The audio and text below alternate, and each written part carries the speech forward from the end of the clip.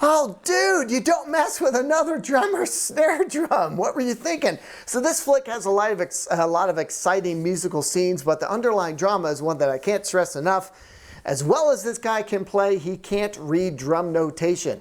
Not a note of music, and it really holds him back. And that's something that his fellow cast members can't even fix. Not even Orlando Jones or a young Zoe Saldana is in this movie as well. So kids, if you are serious about learning any musical instrument, make sure to take lessons and take those lessons seriously. It's something I still struggle with to this day.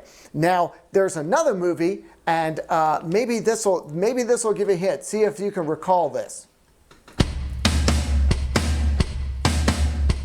If that doesn't sound familiar to you, then I guess you've never seen Tom Hanks as he stars in, wrote, and directed his first movie back in 1996, I believe, somewhere in that area. It's called That Thing You Do, and it's a story about a young band that has a one-hit wonder after their new drummer kind of ups the tempo of one of their wimpy ballads. And this is a scene, it's a magical scene when the band hears their song on the radio for the first time in That Thing You Do.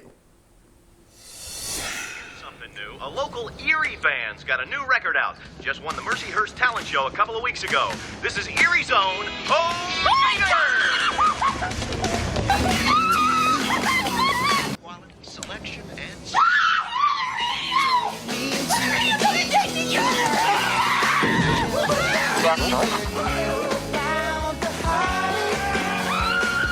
and comes in beige.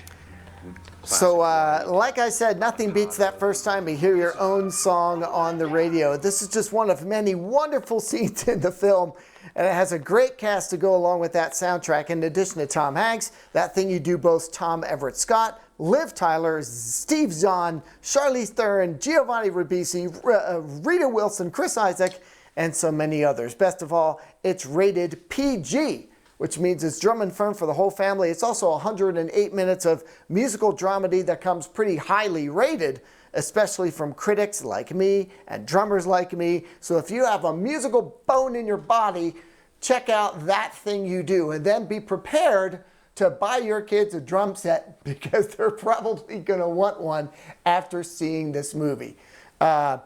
Tom Hanks wrote it basically about himself in a way, and then almost didn't hire Tom Everett Scott because he said it reminded him too much of himself as a young man. But his wife Rita Wilson said, "Oh, you got to hire him."